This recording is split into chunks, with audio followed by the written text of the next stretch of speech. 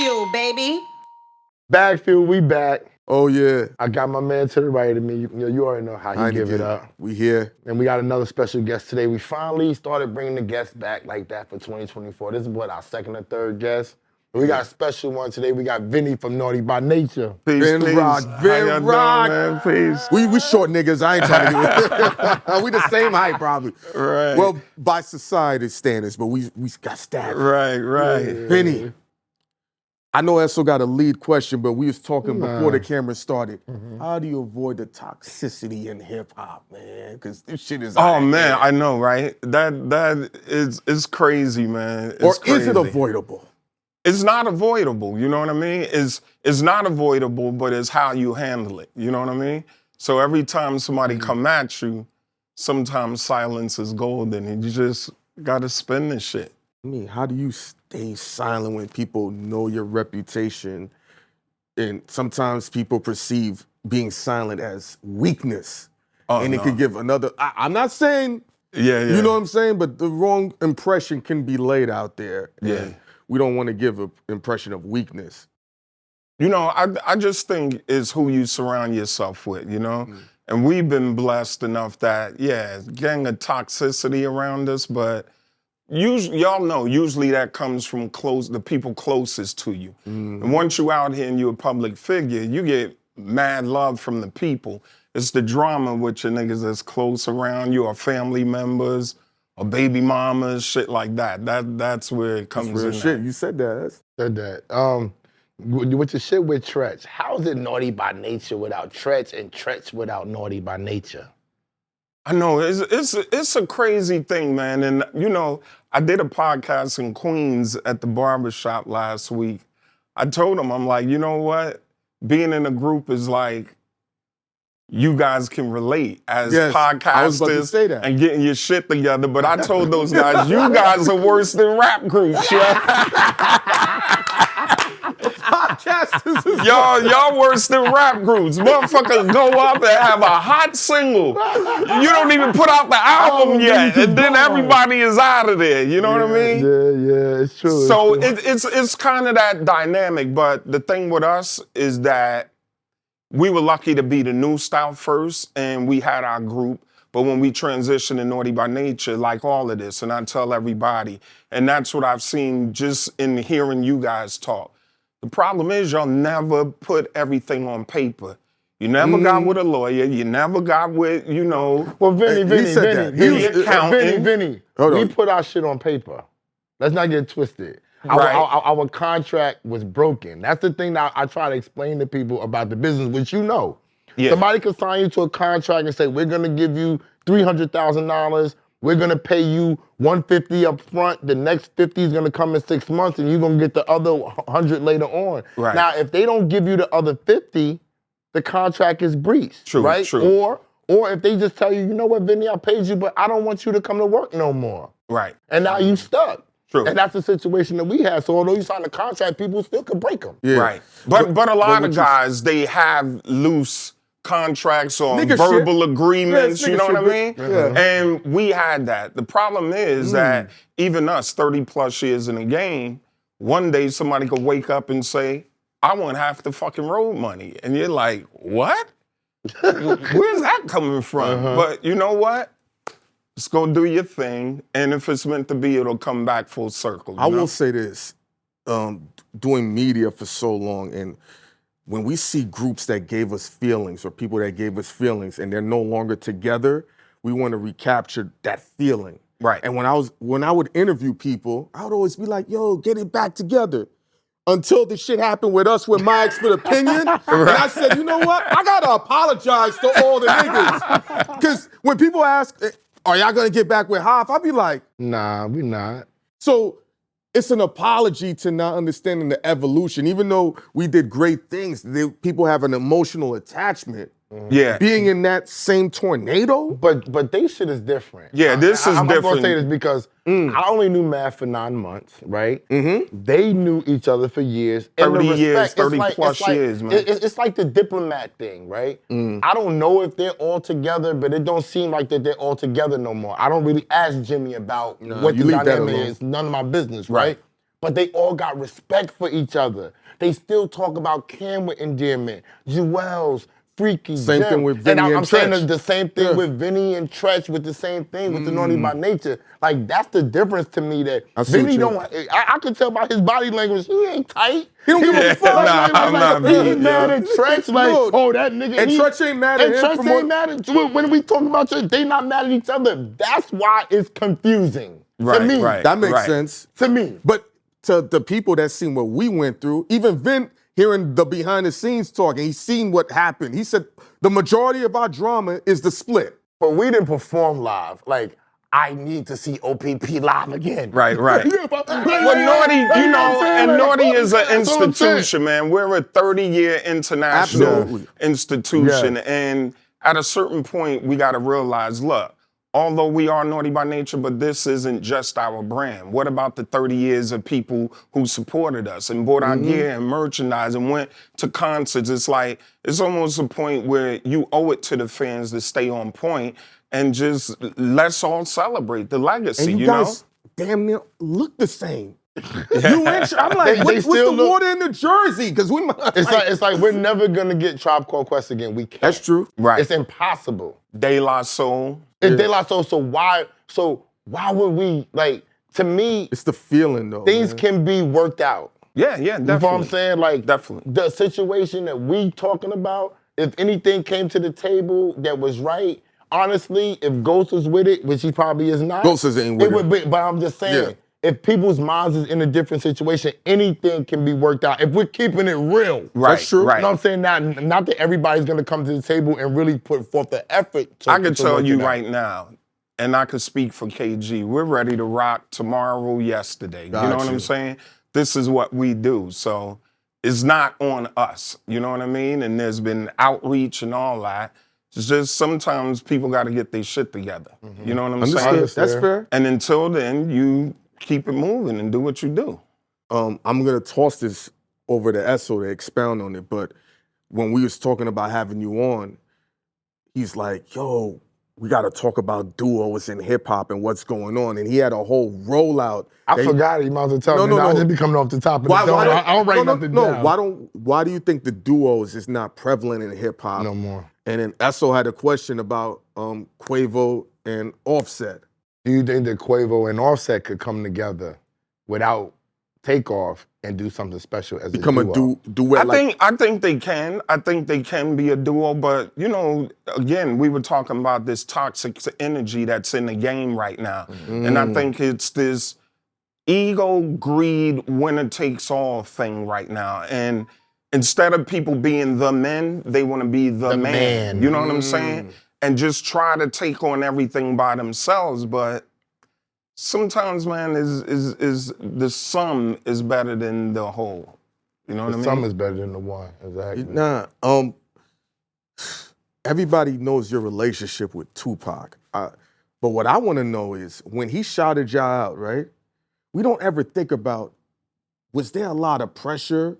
The fact of the affiliation and that's y'all man and people looking at him crazy from certain factions and With that the East trickled- Coast, West Coast thing. Yeah, did that that- affect y'all? yeah. I never heard from that perspective because we don't ever think about if that's your man, you got to accept all the shit that comes with it. Right, right. And Well, the thing is, even minus Tupac, you know, we from Jersey. You know what I'm saying? So we come up in hip hop from Jersey in the 80s where if you weren't from the 5 boroughs, they wasn't trying to fuck with you at all. We might as well have been from Alabama, you know what I mean? And then when all of that shit started breaking out, it's like we're caught in the middle as Jersey because when we go to the West Coast, they like, yeah, y'all from New York. Yeah, We y'all like, East Coast nah, niggas. nigga, we ain't from New York. We from Jersey. Tretch always got a saying like he was going in some party one time in the middle of that shit. One of the West Coast homies was like, hey, Tretch, fuck New York. And he was like, I'm from Jersey, man. Yeah, like I said, fuck New York. You know what I mean? So the thing is like, cats out there, they didn't realize, like, then it became an East Coast thing, but they didn't realize we're not from the boroughs, you know what I mean? So for us from Jersey, we always kind of had that chip on our shoulder because New York niggas wasn't really checking for us like that. And then when that happened, they doubled down on it. So when Pac was going at him, and Tretch, known him before, we've known him. When we were shooting Juice up here, Uptown and all that, you know what I mean? So we've known him way before the drama. So of course, when the shit breaks out, it's like it is what it is. Plus the Outlaws, Pac's boys, the Outlaws, they're right there Jersey. from Montclair, New Jersey, right? Rest in peace, Fatal, and shout to Noble and all of them. Why do you think Jersey doesn't get its just due with on the hip hop scale? Because y'all got superstars that came from Jersey. You know what I'm saying? Not that long ago, you got Fetty Wap that was outselling everybody. 4 singles in one He year. from Jersey. Yeah. Why doesn't Jersey get its just due in the hip hop spectrum? I think Jersey does. I think that happened back in the day. But shit, since then, we came through, first of all, Queen Latifah, Naughty, Redman, Fugees, Lords of the Underground, Artifacts, But a lot of PRT. people don't realize that Fugees is from Jersey. Oh, yeah. A lot of people don't correlate that the Fugees is a New Jersey crew as well. Can I ask you a corny, controversial question? What? Who would be your Mount Rushmore of Jersey then? I gotta say, definitely Redman, Reggie. the Queen Latifah. Of course. Yes. And you throw the Fugees in there and Naughty, there you have it. No place for Joe Budden? Oh, Jersey Joe, he's definitely been rocking. But Joe, Joe... It's different. He's not just music no more. Well, right. And Joe, first of all, I got to give Joe the Mountain Rushmore of media and new media and reality TV. See, that's where people got to give Joe his props, man. He's like the East Coast Soldier Boy. You know what I mean? He's the first to do all of this media shit. Remember the run him and Tahiri had and all on of YouTube, that? Joe set off all of that. Then he went into the pod space. He's the man. You know what I mean? Yeah, no doubt. Nah, because how we look at things, it's like, it's so tough to be what you did and what Tretch did, especially in the early 90s. And KG. KG, pardon me. Apologies to yeah. KG. And y'all always keep his name rocking all day. What y'all did, especially in the early 90s when the spotlight is heavy on New York and it's heavy on Brooklyn and Harlem. Look, and then we got Run DMC with Queens. And then y'all come out. What did it take to do that? Yeah, it took a lot because back then, you just couldn't claim Jersey and come in New York and rock. I remember one time we did Red Alert show, and this is when we were the new style, just when we were transitioning to Naughty by Nature. We went in there, and it was Red Alert's birthday party. So you can imagine, it was all native tongues. Tribe Called Quest, De La Soul, Queen Latifah, KRS-One. I mean, they were all in there. We grabbed the mic, yo, Jersey in the house. Boom, boom, before we even start the song, yo. They booed us out the venue. And the funny part is that it was wintertime. And when we drove in from Jersey, the ground was clear. We got booed out that joint. We went outside, it's 3 feet of snow. And we had the longest ride back to Jersey, you know what I mean? It was crazy, man. So it was rough. And then, things would change. We came out, dropped o.p.p. 91, and thank God for, Tommy Boy Records, because they were hot on the streets, and we had the stickers, and we were posting up everything everywhere. And because of Queen Latifah and Mark the 45 King, rest in peace, 45 King, they had a great rapport with cool DJ Red Alert. So Red Alert was holding us down, playing us on the radio. We were rocking at the rink all the time, the skating rink, the rink in Bergenfield. So you look a little young for that, man. He's looking like, The rink was lit. The rink was on the Tuesday. shit. What was it, Monday or Tuesday? It was a weekday. They had the most 2 poppin' days. days, Yeah, like- Mario and them used to rock, but that's where everybody from New York, especially Harlem and Jersey, collided right across the You would bridge. see Redman in there. You would see Trey. You see all of them in there. SNS. Kid Everybody Capri. was there. Everybody was there. So Walking around. things changed. And then, they definitely showed us love. And when it came down to it, that's what kicked the doors open for us. That's beautiful. I was about to go on. Oh, how did we get with Tommy Boy? Yeah, how'd you get with Tommy Boy? You wasn't it through Well, Queen Latifah? it was through Flavor Unit. So we signed. First of all, we were signed to Sugar Hill Records as the new style. Sylvia Things, Robinson, I didn't know you was signed to Sylvia Leland Scoochie. first. Yeah. How old are y'all, man? Y'all know Scoochie and them. Y'all I a know little Leland. younger, I man. know Leland. Yeah. Leland follows me on my Facebook. Yeah. So we were on Sugar Hill, but then we got off of that. We got with Queen Latifah and Flavor Unit through Mark the 45 King, Apache, Lakim Shabazz. And Latifah was signed to Tommy Boy already. But they had De La, they had Digital Underground, Soul Sonic Force. They had mad artists. So they were hot on the streets. But the thing was is that we got signed to Warner Brothers, which was their distributor. So because of Mark the 45 King's relationship with Benny Medina, he was A&R and an executive at Warner Brothers. Okay. So we got a Warner Brothers deal in our point structure, but since they distributed Tommy Boy, we got the project handed to Tommy Boy because they had the street sound. So y'all was in a better position. Y'all actually had a bigger budget than the rest of them because you was signed directly to the distributor. So we was signed to Flavor Unit, Latifah was signed to Tommy Boy, but we stood on her shoulders and learned from them. They were able to get us a better deal structure than she had at the time. That's different now. Didn't they have y'all on the show for something first back in the day, and the record didn't break right away, and y'all had to work? Like, didn't y'all release the o.p.p. before, and then y'all had to kind of re-release it? No. That blew straight out the box. Okay. It was just that the first album, the New Style album, we were a group called the New Style. That Sugar Hill album, that didn't work out. That's what people talked about always. Yeah. I thought y'all had the record and was servicing the record. It didn't work out. Then y'all kept servicing, and then finally it hit. What it was is that we were servicing o.p.p, but the B-side was Wickedest Man Alive. That had a reggae bass line on it, and Queen Latifah was on the chorus. So Mix Show started picking up on that first before o.p.p. really kicked in. But o.p.p. was more of a commercial record. So once they started servicing it over to the pop side, and then MTV picked up on it and made the whole Spoof You Down with MTV, that's what really blew us out the water. The Spoof You Down with MTV. Yeah. How long did it take before you saw a change in your life and your money and all that from when that o.p.p. hit? How fast did it happen for you? Oh, that was like overnight, you know what I mean? Damn. First of all, we street kids, so we always had a couple of dollars, we wasn't Scarface, but we always had a couple of dollars. And then again, we had a major deal. So our advance was sexy. And then once o.p.p. broke, hell yeah, and from New Style, we were always doing shows and just from high school. So we always been hot boys, you know what I mean? So why y'all change your name? We had to because the New Style was our first name and we were signed to a contract. Oh, they wasn't letting you go. That's just like you easy? leaving Hop Show and keeping the same damn title. You leaving Hop Show. We didn't leave Hop Show. He stopped calling us.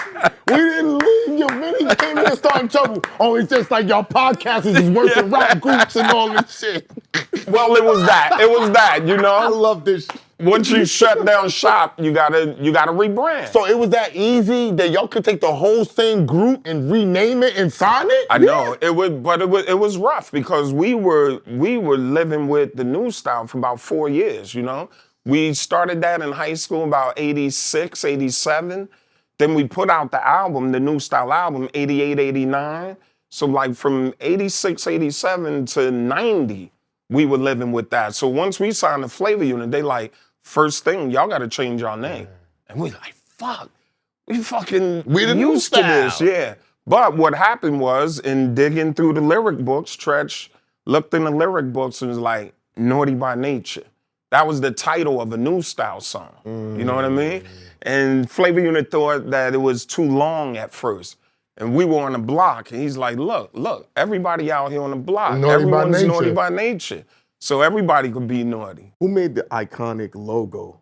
We have a guy, Mark Weinberg. He was an art director, and he worked for Tommy Boy Records, so he did some iconic album covers, De La Soul, and worked with Monica Lynch with Digital Underground, and she worked with him, and they saw the name Naughty by Nature. Actually, if you look at the o.p.p. video, The turntable backdrop has a generic ass font with Naughty by Nature on it. We shot that video, didn't even have the logo yet. But by the time we came with the first album and serviced the single, Mark Weinberg had chefed that up on a dinner napkin.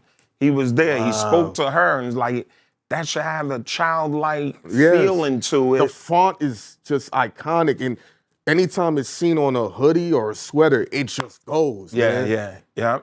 When did you start embracing and learning the business side of the game? That came from the block, you know? Really did. Yeah. We come from the block, and even when we were the new style back in the day, I mean, everybody had their crew. We used to, K's family is from Southside Jamaica, Queens, so he always had cousins Outside out in the there. building. You from out there? Southside, yeah, All right, Southside cool. in the building. So, You said Case? no, KG. Oh, KG. Yeah. I fuck with KG already. No, I used to manage Yummy. Yeah, I helped Yummy put on Bingham, yeah. Trey Songz. So niggas don't know that KG had Trey Songz before everybody else. Yeah. He had They had a Yummy lot of in a group called The Rain. The Rain, He had yeah. Coffee Brown. Coffee Brown. So don't get it fucked up. Actually, we just firing them back up. Me and K managing Coffee Brown. KG been getting money. Don't get it fucked up. He had the budget, and he was spreading the love with placements and the publishing. K always kept the business straight up and 100. I fuck with KG. Shout out to KG. So, but you should know about our relationship with Blackhand, Chaz and them, and I know a little bit about that. that. Really? I'm younger than that. Yeah. But I was from that town. I know what people have then told Face, me. you know but his I don't cousin know Face? fact. So I don't say it unless I know fact. Right, You know what I'm saying? K's cousin Face, he got killed out there a few years ago. He used to ride bikes. Yeah, of course I know Face that was riding bikes. Yeah, of course. Suffolk and Linden. That's K's first I didn't cousin. know that's K's cousin. That's KG's first cousin. His mother and KG mother are sisters. And Aunt Face Linda and KG is cousin. Was cousins? Yeah. And his brother is Man.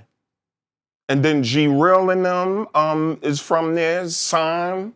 That's where I'm just coming from there last week doing the podcast. From right in Southside? Suffolk and Linden, yeah.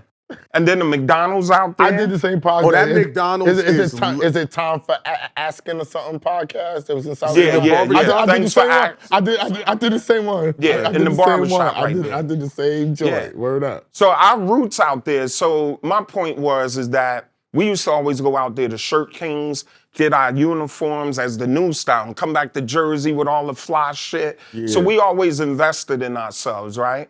And we always had new style t-shirts, jackets, everything. In the 80s, you had to have that shit. And then once we transferred over to Naughty by Nature, Tommy Boy made the first t-shirt and the Down with o.p.p t-shirts, the first Down with o.p.p stickers. Did y'all get money off of that merch when they sold it, or did they? Well, just that give it was away? all promo stuff. Okay. We took it and said, bet, registered the trademark, started banging. Whatever they brought, we bought 10 times that because we were street kids. And So then they that's when promoted we it. were doing it. They promoted it and y'all sold it from the promotion that they gave. And we sold it from the block. And the problem was our block was hot. So we were just transitioning out of the streets, legitimizing everything. But, you know, everybody from New York, North Carolina, DC, they used to come to our block on 18th Street in Jersey just to see us, you know? Then they were coming up buying merch and we were flipping merch. And then the feds ran down on the block, yo. They ran down on the block, ran in K's house, grabbed our bank books. We were legit. And that's what really, was the catalyst for us to open our first retail store. Because we knew we couldn't do it from the block, you know what I mean? Crazy, the feds ran down and they didn't know who you were. They just thought y'all was like hood niggas. They thought we were laundering money because they You knew hip-hop? that we were legit. Because they legit, they gonna give them the birds, they gonna sell the birds, buck them back, and they ain't gotta worry about nothing. And whenever they need more finance, if anything get fucked up, they would just call them. They doing shows And what it for was, bird prices, right, nigga. that's right. And what it was entrapment at that time, you know? Interesting. Because we were off the block, but a couple of our guys were still on the block fucking around. But, you know, word on the streets is like, that's them from 18th Street. So the cops definitely gonna pick up on it. And our block was popular anyway. So they like, you know what, let's test them. So they brought a guy over, here's my cousin from Virginia, he wants something. And they built it up. They tried to put them in a position where They gotta come to us for money to make a purchase. Gotcha. And then if we would have gave Got them the 'em. money, boom, there you go. So- Rico. Gotcha. You know? But that makes sense. You know what? Just forgive me if I'm misspeaking, but they're one of the biggest names in Jersey. So that district attorney bringing them down is headlines for them. Yeah. It's an elevation. We didn't realize that back then, though. Yeah. Right. We didn't understand that the rappers was the #1 targets back then. We were just thinking that they're just rapping, and we know, and we also know rappers back then was helping was flipping their money because rappers wasn't making a lot of money. When niggas started making a lot of money was when these niggas was coming along. They was on the cusp of when niggas started really making money. Well, you know what? Eric B. and Rakim and them, and that whole paid in full era and everything up here in Harlem, man, Koch was getting money. You know what I mean? From music and shows? Well, it was from the streets because all of this shit is entrapment, bro. All of it was. So all of us inner city kids, all of this shit is in shambles. Hip hop is born out of the ruins of your planned destruction for us. Now art and culture and all of this comes out of it. But then you throw the drugs and guns in our community. We're smart enough to get the bag, and now we're legitimizing it. So now that we legitimize it, your plan is failing. And now you want to come on a hunt for us and then trap us and then Rico us up. And it's the same shit going on right now. Yes. It's just that our young brothers got to be smart enough to understand the game. Your success is offensive. And they wasn't saying Rico so loud back then. Yeah. Right. Now But that's what they was trying to get him now. Now it's allowed, but if you watch the old news and all that, they always was talking Rico.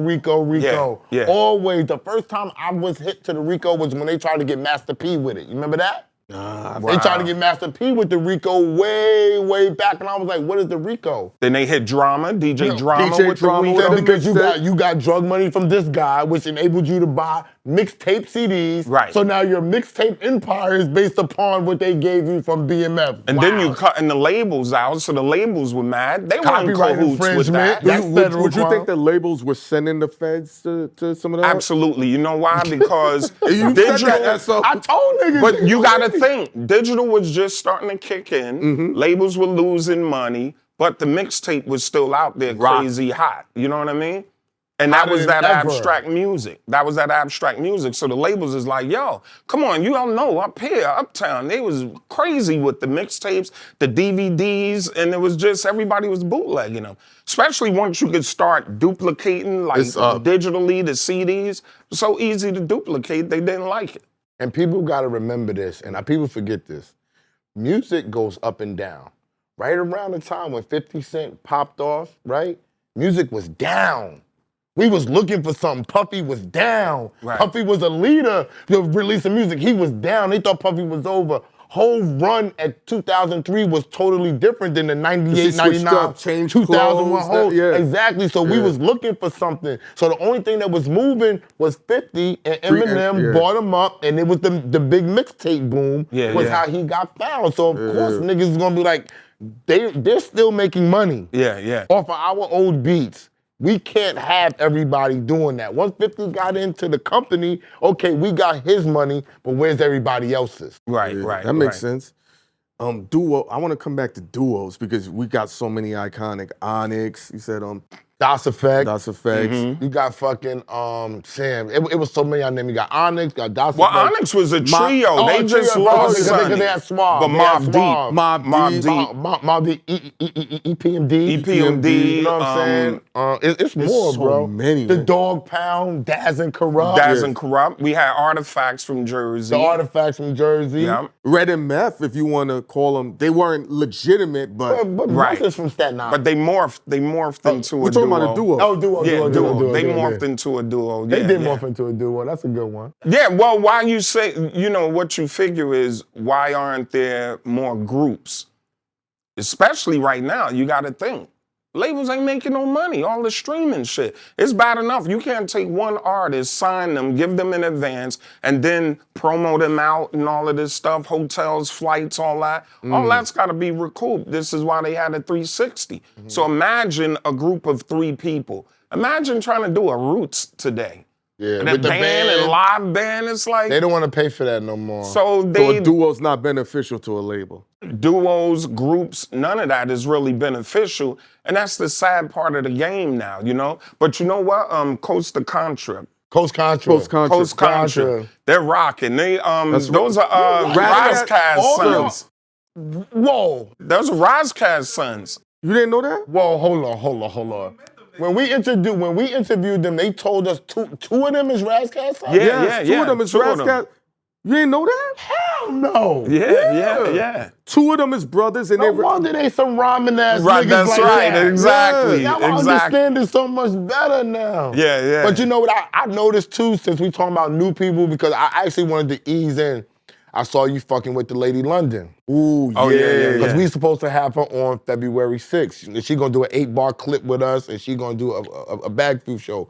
What is it about Lady London that has the vintage rappers? I don't like to call y'all old school. Right. The vintage rappers like yourself, you, Big Daddy Kane, people of that level. What is it about Lady London that got y'all checking for her so Well, much? she's an old soul. She has that old spirit, old school spirit. But first and foremost, she was a poet first. You know what I'm saying? Okay. And if you watch her backstory, she's a poet first. And she was writing poetry at home, reciting her poetry. As she said, she didn't even know how to rap, you know? But then she started putting it into rap form. And next thing you know, pushing it out. That's why I feel like her lyrics are more poetry than she just getting up there, bitches this and bitches that, you know? And on top of that, her mom was in our Feel Me Flow video. Oh, You know who else was in the Feel Me Flow video? yeah. Rochelle. Really? Rochelle was the leading chick with Treach, the beautician. Rochelle was in the film. She had long hair. Oh, word? He know the dark skin, the brown skin, the most chocolate one that y'all see in the video. Yeah. That's Rochelle. What was the hip hop environment like back then? It was dope back then because hip hop was still relatively new. You know, it was just coming out of the 80s, out of that Run DMC era, and we came out 91. So we like to call it the naughty 90s. We set off that decade, you know what I mean? And the beauty is that everything was physical product. So you had cassettes, CDs, vinyl, you know, that was the lifeblood of the business, man. The paper was really flowing then. You had Def Jam and all of that. So that's what really fueled the industry. So you had the best parties. Like right now, I heard y'all talking about, party scene is dead, you know, things is different. People are standing around, loungy. But you got to realize when they're not making this money off of this physical product, it dries up a lot of budgets. Wow. So now, you know, labels can't sponsor parties. There's no incentive for them To create the euphoria that we're used to. That's right. I ain't think about that. You know? Because a big part of the parties that we had when I was first coming up in the game, they was all label parties. Yeah. That's why you couldn't get into it. Even if it was inside a club, it was Def Jam is doing this party at Nell's. Right. Def Jam is doing this party at Speed. Yeah. So you had the rappers coming out with Def Jam. And it was Def Jam euphoric. Loud. You remember Def Jam Steve Loud, Rifkin Loud, and them? Loud They had Records the was doing a street lot teams. of promo. Yeah. Definitely. Bad Boy. Bad Boy was on the party street. scene. Definitely. Party scene was lit. And then, you know, all the rest of the labels was getting the crumbs. So, you know, there was incentive for parties and creating vibes, you know? So it was really, really fun back then. You could really network with people and rock out, and it just wasn't so selfish. And now I think because of streaming, so much stuff is so demonetized, and the mentality we have, everyone needs to fly in a private jet and just be the biggest, baddest everything. There's no middle ground, you know what I mean? Did y'all do a lot of showcases back then? Because I know like Wu-Tang did a lot of showcases and shit like that. Yeah, you had to. You had Jack the Rapper, B.R.E. You had so many different conventions around. Again, you know, that physical product That was part of the financed game. everything. So once digital kicked in, and you know, you were duplicating CDs and coming into the MP3 game, it was like, the money ain't the same. So all of those conventions dried up. These tech companies come, and now what's going on right now is the labels and the tech company passing the bag back and forth, Yes. and they're not paying the musicians or the artists Exactly. nothing. You know what what I you mean? think about Universal making a stand against TikTok? Yeah. Russ said, how ironic. You're mad because they won't pay you what you want for your music catalog. But how you're I not run paying it. nobody. You're not What? paying the artist. You're not And paying that's what nobody. Russ is saying. I see if you pressing them Salute and to you're gonna Russ. pass it through to the artist, but y'all keeping the bag and you're not giving the artist So shit. the music industry is mad at TikTok's tactics that the music industry has On 'em. implemented. Yeah, That's on right. 'em. Go figure. That's right. But isn't that always the case? Every time. When you're getting away with it, it's okay. But when somebody else learns how to get away with the same thing, they're foul. Nah, Right, it's right. the same. It's the same. But I premise. did see Lucien Grange. He was talking about increasing the royalty stream, and I think you know, the pay per stream. So he's talking about increasing that, and it's supposed to be for artists' rights. But I think trending forward, I think they made so much paper and they sitting on so much of a bag. They like, we could take our foot off their necks a little But to I'm get gonna them say- a little I'm gonna say something, this, you know? Vinny. I like this business When the talk with fuck Vin, dog. has somebody got a lot of money and took their foot off a nigga neck and wanted to share the bag? When they're trying to misdirect. Let me tell you the trickery, and you helped me realize this shit. It was either you or Circuit, right? Now the stream time is going up. So before it was 23 seconds, then it was something like 30 seconds, Right. then it was 59 seconds. Now they want this record to stream for 1 minute and 23 seconds before they pay you. Right, right. Duh. They better pay niggas more money Right. because you about to get rocked on the front end, fuck the back end. Right. You about to get rocked. Cause now if I play your record to the hook and it's lit, and you know when we doing music, we bring it back. Oh, Right. that's my shit. Boom, let me bring this shit back. That's double pay? It's no pay. It gotta go to 1 minute and 23 seconds, Right, bro. right. And So you you know better. what? And that's what they do. It's almost like a freemium model, right? You get up there, everything's for free. Now they start closing things out. They funnel everything. You can't get your organic reach. How much bullshit was that where you work to build up your following, whether it's a Facebook, Instagram, or a TikTok, you build up your organic following. Now they cap you to 1/3 of your reach, organic reach, for every tweet because they want to monetize and you to boost your post, not only to reach your full organic base, but to go beyond it. It's bullshit. And guess what, guys? Unfortunately, I feel them doing the same thing with all the podcasting because niggas is making so much money, everybody is going up.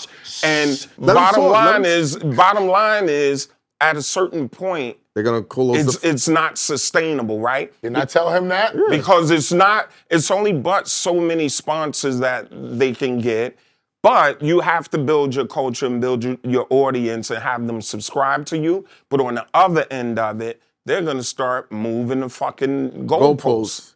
They already doing that because they have to because the cat is out the bag. And I explained to my man right here, I said, all good things come to an end. It's too easy to podcast right now, right? And they're letting a lot of trash get through because it's this and that. Once they're gonna start ruling the track, oh, you have to shoot like this. It has to be this long to get paid now. It has to be this quality to get paid. You have to talk about these subjects. Even more censorship. Yeah, even more censorship to get paid. Yeah, That's where it comes from. And then they can shut you down across all platforms. Right. So now you gotta invest in yourself even more and build your own website, which is where I got the domain for us. But we gotta build our website just in case anything goes wrong. Yo, we can monetize over here. We're Right. this big, you can find us over here. Pause. Well, that's why I think a lot of content creators, you know, you guys should, this is part of what I'm doing.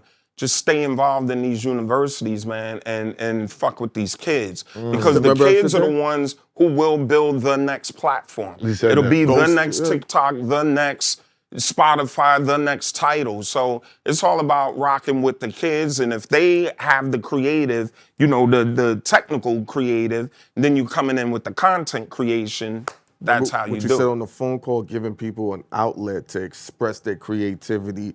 And don't like one of the things too, like Esso's good at, and myself and Ghost, and I think you too. Young kids always feel like older people talk down to them like they're some pieces of shit, as opposed to talking to them like they're peers. I know we're old and we have experience, but being young and watching older dudes just dismiss shit, that you lose out on a lot. I don't believe in that because these kids are growing up in this tech world. And just like hip hop, I remember I was 21 years old and I was dating a girl and her sister was like 3 years older, 5 years older. So she was asking me questions about how we make money and being a multimillionaire at 21 years old. She's like, y'all making that much money? You know what I'm saying? So I think that was hip hop. But now in this tech game, these kids are not dumb. So next thing you know, these kids are gonna be richer and richer, younger and younger. So they're gonna be like 17 years old, 15, 16 years old, multimillionaire with some kind of app or taking advantage of an app like the Bad Baby girl. You know, she killed them on OnlyFans. And that's where their audience is. This is something that I want to say, and you verify it to me if it's right. Is your mind open like that because you've been into the music business, you've seen the world, right? Because in the business that we're in, we know it's ever changing, right? So you can have a 60-year-old record exec that's in the club just like a 25-year-old nigga because of the profession that we're in, and you gotta stay young and you surround yourself around young people. Are we open to the young people's mind to bring us ideas because of our background? Absolutely. I know I am because, again, we stayed around young people. Young people are always around us. And even in working with the schools and just paying attention to what's going on out here, man, these kids are not dumb, you know? And I think, and of course, because we've spun the globe for the last 30 years, man, we're open to so much more. And we're blessed to have the demographic that we have, you know? We come from the 90s, but from a Black Moon to you name it, there's a broad spectrum of demographic out there, you know what I mean? And back then, a lot of people were like, I don't want to cross over, fuck that pop shit, blah, blah, blah. And we didn't intend on making a pop crossover like a o.p.p. or Hip Hop Hooray or Feel Me Flow. It's just, that's what happened. They marketed it to that demo, and it blew. But 30 years later, to be able to go into any demo, we could tour with Wu-Tang or a Mobb Deep or Onyx, but we could tour with fucking Lauryn Hill, but we could tour with New Kids on the Block. Did a record with Burna Boy. He called us to do a record for his Twice as Tall album, the one he won the Grammy for, you know? It's a song called Naughty by Nature there. So Latin, so for us to be able to be that diverse and tour the world 30 plus years later, man, you definitely are open to everything. You're open to and for everything. So, you know, like you see all of the hip hop kids right now, everyone is going into media. Shout to Cam and Mace, look at what they're doing. You know, in that whole media, traditional media, you saw ESPN wipe everybody out. A lot of those guys are coming over, you know? So the game is always going to change, and the fool is the one who doesn't pay attention and forecast and keep smart people around them and keep technologists, especially in this day and age. You better have a tech guy and content creators on your team, period. Agree. What does it feel like to have two football teams playing in Jersey, but they call them New York Giants and New York Jets? Right, that's crazy. You know, growing up, I always considered the Giants to be the Jersey team, and then the Jets to be, because Jets used to play at Shea Stadium. Yeah, in Queens. Now they share the stadium, so we always claim the Giants as the Jersey group. You know what I mean? But it's still New York. It's all still New York. Now we have both New York teams playing there. And again, Jersey is the stepchild, so we have to accept that, man, and just share it. Take it how it comes, you know? Jersey is a huge state. Got a lot of athletes. Shaq is from there. Got a lot of world-class athletes that come from Jersey. It's amazing to me. Church say Jersey is big boy and New York is Andre 3000. Wow. New York is big boy. Right. No, New York is Andre 3000. You got any Shaq stories? Actually, not really. I just know Shaq was in a Jamboree video. Him, Peter Guns, all of them, you know. And KG is really our sports guy, so you know. I tell you, KG, man. K is the sports dude. Cool. People look at KG because KB like mad stoic. Yeah. K cool as shit though. Yeah. But K just like, he's like me. When I don't know you, I'm dry with mad niggas. That makes sense. I'll be just off on a whole nother thing. Like, I don't know these niggas. K Cool No, I was a always say, fan. you know, K back in the day in the streets, he was getting it in, man. And K, he doesn't like to revisit none of that shit. K is like, look, I I respect didn't that. do anything, I didn't see anything, I ain't nothing. So he like, I got up out of that, man, and know what's I'm not funny? looking back. The people with the most W's are the ones that don't revisit. Yeah, their they don't ways. want to talk. I mean, Yeah. fuck it. What did traveling do for you? Being a hood nigga from 18th Street. Yeah. When you got out to see the world, and I'm saying this because I always tell people, if you take the most hood nigga and you put him on a plane and let him see it's hoods over here, Right. it's tough niggas over here, it's a nice life over here, everybody's not on that type of time, Right. other people think differently. It changed my life when I started traveling. Yeah. What did it do for you, and what do you think it could do for these young niggas in the hood? Well, what it did for me, it made me realize that the hood was a lie. You know what I mean? Because all of these hoods are just little clusters of deliberate destruction, if you ask me. Government ploys to redline you and keep you in this box and keep you uneducated and strip all the resources out and then flood it with drugs and guns and good luck. You know what I mean?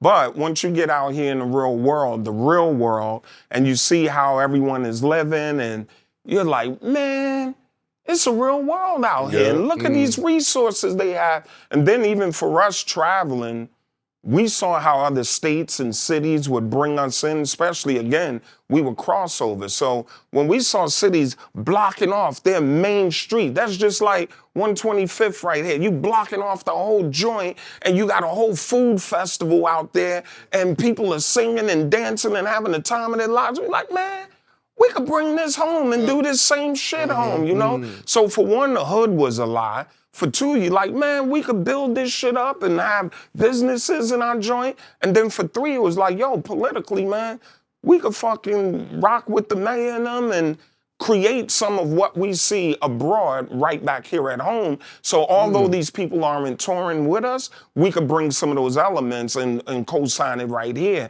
and create a vibe at home. So it's really, really important for our young people to get out of the hoods, especially our knucklehead guys.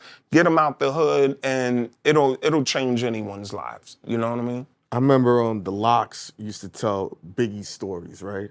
Because everybody done heard stories, but it's like, tell us something we never heard. And they was like, Biggie's a great cook or a great bartender. Just He was like a cook. He was a cook. a cook. No, they said bartender, but Big Bob Bob said said he he's a could great cook. cook. Yeah, Big Any Bob. moments with Pac that it's just not no controversial shit that people wouldn't know? Like, did he do poetry in front of you niggas, or could he roll weed well? I remember because we met weed well. Pac. Yes, roll the blunt well. We met Pac when Latifah took Tretch on the road, and Pac was touring with Digital Underground. So Tretch and Pac met each other on the road. They were roadies, right? Yeah, they were both roadies. But when they finished that tour, they did the Juice movie. So Latifah was booked as a character in there. She brought Tretch along to try to get a role in there. Tretch didn't really have a role, so they put him in as an extra. But when Pac was here, I remember him being up here and his trailer was up here, his Juice was shot right here uptown. So me and Tretch used to always come and hang with Pac in his trailer. And then I remember Tretch used to bring him on 125th, get jewelry, shit like that, and clothes. And then I remember one time in the trailer, one of the personal assistants came and opened the door and like, Pac, we'll be ready for you in a few minutes. And she just walked away and never closed his door. So he went to the door, hey, in a Scarface voice, what do you think this is, Hawaii? You close my door when you come in this thing, and close it. And then I remember Tretch and Pac in a freestyle session in his hotel room. Really? Pac, They were battling each other? they weren't battling, just Niggas were just trading freestyle bars. back then. Trading bars back and forth. And I remember Pac just ripping that shit, ripping it. You know what I mean? And then even for Biggie, man, I mean, their first major tour, Puff and them got with us. Well, our crew, Miss Rebecca Foster and Flavor Unit, because we were experienced with touring. Their first major tour, they hired our girl to book all of their hotels and tour buses and all that. So we were fucking with Big when he first, did that tour. One time we had a fucking orgy joint in the hotel room. We set him up, yo. I remember our crew went to the mall. So we found these chicks, and they were like, yeah, we want to get it in. It's like, we got y'all, but y'all come back first. So they was fucking around, gave them tickets to the show. So after the show, they came back to the hotel. Of course. But then by then, Big, Junior Mafia, all of them was in there. Yo, we got Biggie hit off so lovely, yo. We got Big hit off so lovely. I remember Big, he was on the bed.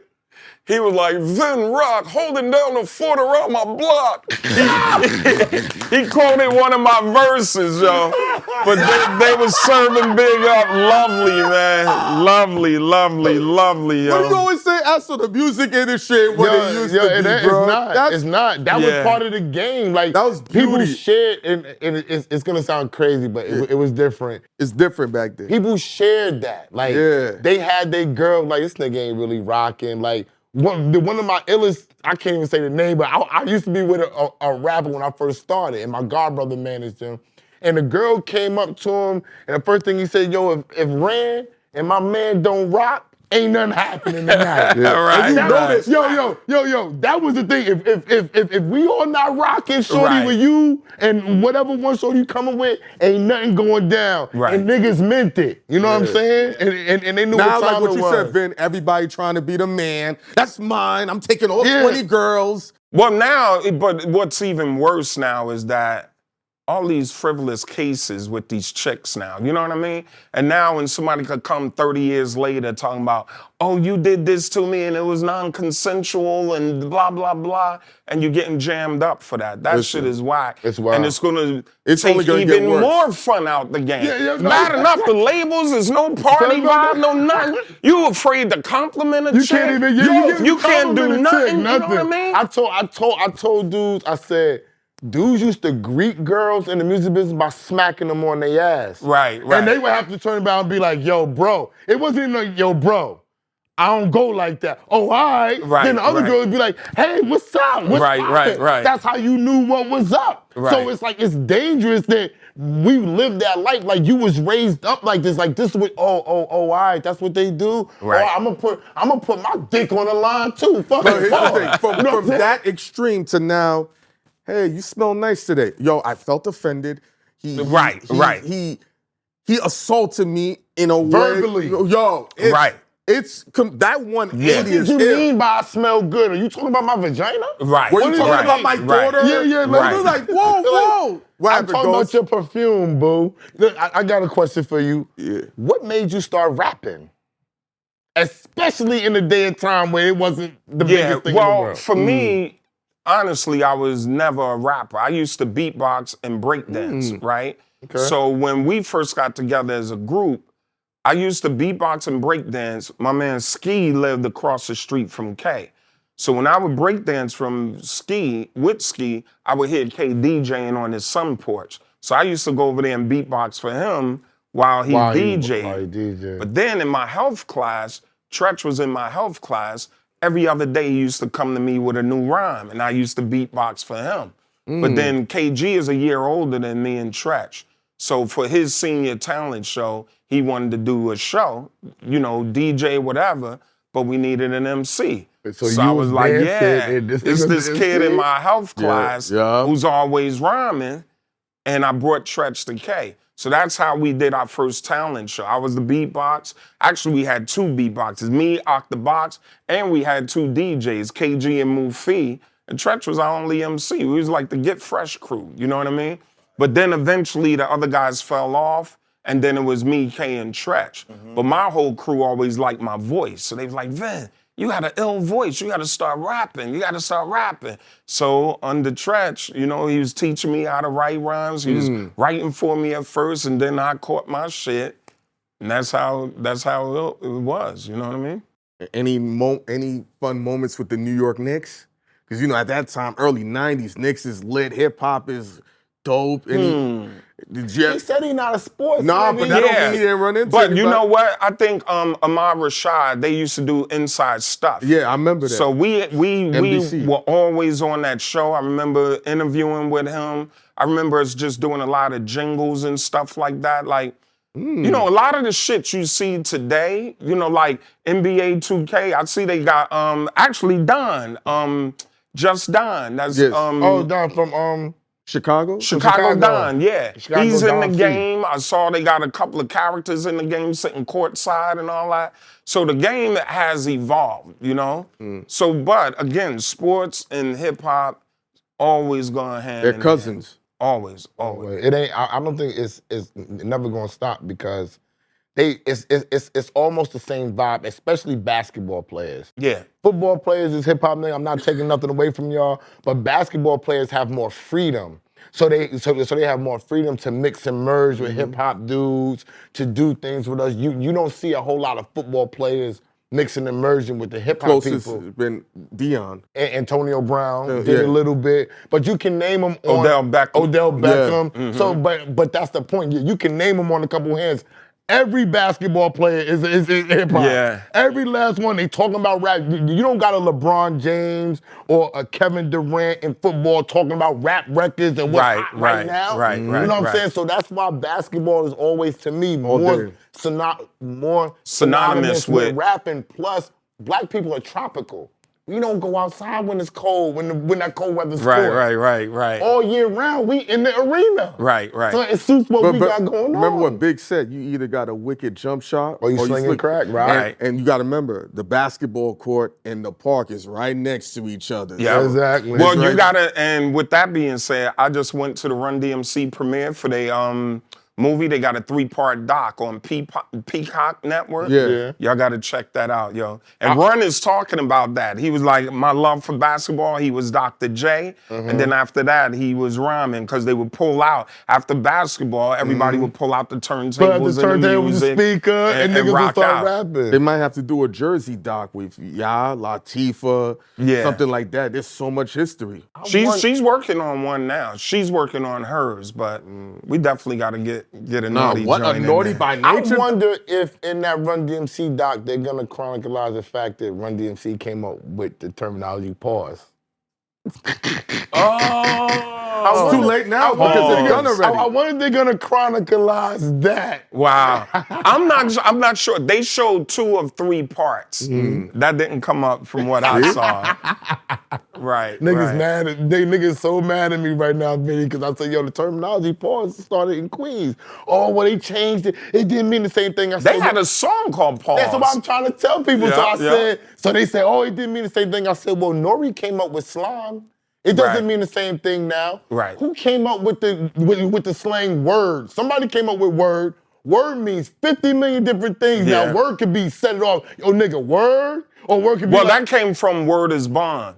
So who Word is Bond. And that's like the 5%ers. 5%ers came to Word is Bond. Word is Bond. Oh, Word so is they Bond. shortened Word is Bond to Word. Yeah. Okay, all right. He been in the streets. I'm an OG. I'm like, oh shit. You know what I Been in mean? the streets. But, What? 5% that means that came from home. Word, they can have it. They can have word. They don't have pause though. they got 5%ers a lot They of can have word places. all day, but they can't have the word pause, the terminology pause. What do you not like about the new hip hop? All the death and destruction. I don't like all of the back and forth. You know, you see what's going on Clubhouse and all of this stuff. And it's just really, really dangerous and toxic. We got to get this toxic, dangerous gang murder. You see what's going on in Memphis, you know what I mean? Yo, that's different. We got to get that. They cutting people We got to heads get off that in out of Memphis there, and all man. that. But the same thing is going on. I saw a documentary on Florida. From Lil Spot'em Got 'em and all of that's West going Palm on in Beaches. Jacksonville and all that. I'm like, Duval County. I didn't know all of that was going on in that state. You know what I mean? Yeah. And the thing is, I saw another documentary on LA. So everyone knows about the 60s and all of that, but when they go all the way up to the hundreds and all of that, it's like those kids are trapped in those areas and they never really come out, man. We got to realize, like, we got so many pockets of ghettos all across America, and it's literal, including Chicago. It's literal genocide that's going on out there, man. And this hip hop thing was our savior, our hip hop savior, our hood savior, where you have a chance to transition. And stop killing niggas and make legal money. So it's ass backwards right now that niggas is killing niggas. But it's just like I said when we was off camera, I said we podcasting and YouTubing. And because we interview or involved with hip hop people, it's still, now being in media and YouTubing is dangerous. Yeah. Niggas is mad. Niggas want to shoot niggas. Niggas want to fight niggas. Niggas like this is media, bro. Everybody needs to kind of relax. It's a conversation. But you gotta realize, you know, in media, you got motherfuckers, if something happens on the street, now you got 1 million hood reporters running down their whole shit, whether it's fact or not. So now you really playing with somebody's life on the streets or making an accusation that my op made or you may cause me to have an op. So they like, yo, who's this motherfucker? Oh, let me look them up and start going at you. Now you're in the mix. Now you in that beef. You know what I mean? That makes sense. No, that's true. So it is a dangerous thing. However, on the other side, you may not be able to get mainstream media to report on what's going on. If you have a hip hop hero like a Nipsey Hussle and you like, yo, that's foul, man, the way they did him or whomever did that. But if mainstream media and the cops ain't gonna do the proper investigation, his fans, you know, you got like the Beehive or the Barbs, that fans gonna dig in and do the work for him, whether they like it or not. So that's, I ain't mad at that. That's the age pros and we cons in with right everything. Basically, so you just gotta watch your back. Gotta make sure you're saying the right thing. Like you The on thing the is, street, everybody's fair you gotta make sure game you're now, saying you know? Fair game. See, but you know what I think is different because I think Cameron almost got into it with one of the basketball Ben players. Simmons. I saw that. Ben Simmons. Yeah, Ben Simmons, and it's like, you know what? If a Stephen A. Smith criticized you or You ain't gonna one be of those mad, guys, Vinnie. right. You gonna let him walk right past you. Yeah. But with Cam But now do it's it, Cam. you got something to say. That's But in fairness, that's my point about it being hip hop. But in fairness, Stephen A., I don't want to misquote it. He did say Kyrie's uncle approached him. Like, what's up? What's your issue? Yeah. Oh, all right. What's your issue? Now, but Kyrie... That's still black. What's the white dude? Skip Bayless. Oh, they didn't say shit to him. You right? That's on Vin. But they even to the point, Right? to walk up to Stephen A. and say, "What's your problem?" That's a step forward. Right. Yeah, that's still kind of beef, but niggas is coming to set it on niggas. Right. Niggas ain't giving you a chance to And now say, it's his homies. They going at the Dipset niggas like, yo, fuck you and your crew, nigga. You saying something foul about me. It's going straight to the streets. And niggas got to apologize. And that's the part when you put this microphone, and I said it before, something with this camera. Something happens when people go on this camera, they just start spitting and saying stuff that's not true, that they never did, coming out of character, putting it out, and just saying, well, what's the problem? The problem is, nigga, all that shit you said was some bullshit. Right. You don't know nothing about that shit. You got secondhand information, and you spitting this shit out like this shit is right and exact. But you can't do that. What Vin said is the money is so lucrative. When Tasha K said, I made up all those stories about Cardi B, they was like, why? They showed the amount of money she made mentioning Cardi B's money. And we know what it does with the algorithm. Right. And it's disgusting. Negativity runs the algorithm. Yeah. That's bad, man. Which is weird, but... That's why Jess Hilarious just trolled the shit out of everybody, right? The Breakfast Club. That was the illest troll move, period, listen, yo. But I'm gonna say this on camera.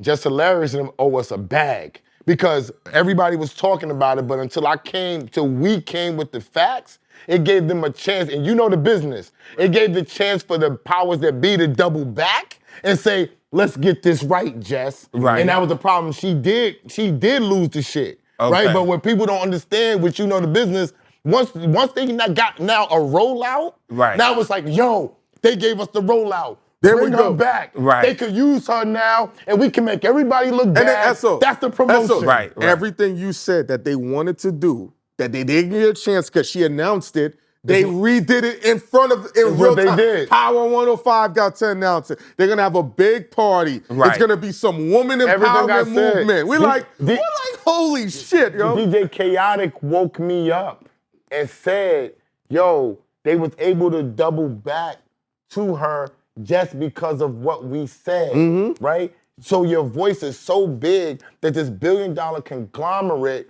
used what we said to fuel their rollout because this How about girl, this girl, man, they did, and I'm not saying that like I'm mad. They did what they were supposed to No, do. they executed masterfully. Masterfully. Like, they executed so great. While I was parking here, I heard the commercial again. I heard your voice. And that's my voice on it. I heard Wow. Space They did some Production. Baltimore shit. Oh, yeah. That's And- me. but applaud the conglomerate of iHeart playing three-dimensional chess. They played it fast. Yo, though. they did. They had their back. Usually when people have their back against the wall, they don't know what to do. They just like, whoever spun it for them, But it's okay. No, nothing wrong with that. Doc, just send us a bag of money. Like, sell me. Like, we come up to the office to get our money. Direct deposit me. That's hilarious. I got it. Taylor probably did the audio. Taylor probably did the Taylor. You use my voice twice, Taylor. Yes. You know what I'm saying? And Jess, everybody, this is all good. Like I'm glad that they could double back. I'm glad that it's a platform that's black people that is gonna move forward. Right. If people pay attention, I heard. It's not like I'm glad that she did this. The one factor that I know is I do know Baltimore people because I live there and they live by their own rules. And that's what I stated. Right, so when right. she wanted to do her own thing, she lived by her own rules. The conglomerate didn't fuck with that. But our dumbass gave them the whole runway to land the fucking plane and get them all their fucking money. Congratulations, just hilarious Wow. and Breakfast Club. Vinnie.